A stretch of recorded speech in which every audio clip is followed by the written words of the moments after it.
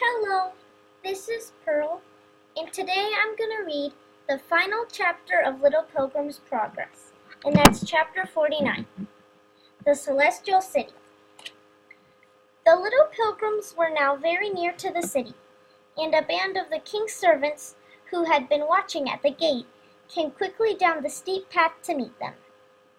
"These are two of the king's little pilgrims," said the shining ones, "and we are bringing them home to the celestial city." Then, as Christian looked up, one face seemed to him to be brighter than all the rest. His mother was standing before him, and her eyes shone as she watched him. "Is it my little Christian?" she asked, and the shining ones made way for her. But little Christian knew her in a moment, and he ran into her arms. "I have come to you, mother, I have come," he cried. "The king has taken care of me, and someday he will bring my father too." "I shall never lose you again," she said. "The king is very good. Come with me into his city, that we may thank him together." Oh, how happy little Christian felt when he put his hand in his mother's, and knew that she would never be taken away from him again. And although Hopeful had not any friends to welcome him, for he had left them all behind in the city of destruction, the shining ones gathered round and spoke so kindly to him that he was comforted and forgot his loneliness.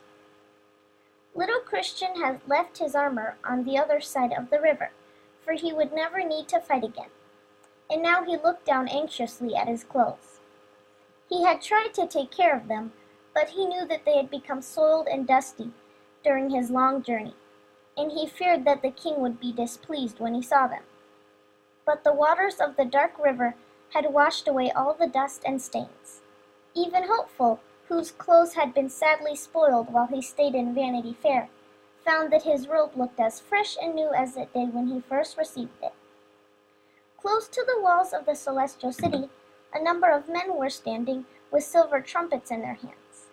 When Christian and Hopeful came up to them, they blew their trumpets loudly to let the people in the city know that some pilgrims were waiting to enter the king's presence.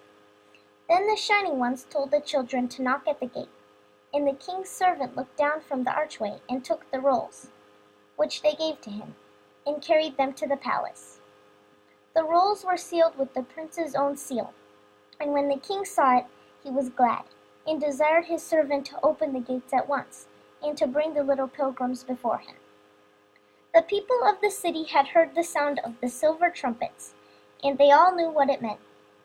When Christian and Hopeful passed through the gateway, they found a great company waiting to receive them, with sweet music and songs of welcome. Everyone looked glad and happy, for there was no sorrow in the celestial city, and no weariness and no pain. At first the children's eyes were dazzled by the golden light that shone around them, but to degrees they grew accustomed to it, and were able to look up. Before them, in the middle of the city, rose a very stately palace, far more glorious than the Palace Beautiful. "Does the king live there?" whispered Christian to his mother, for his hand was still clasped in hers. "Yes," she replied, "and when you have knelt before him and seen his glory, you will be perfectly happy forever." "I am happy now," said little Christian, "because I have found you and you love me." "Ah, yes," she answered, "but the love of the king is far greater than mine."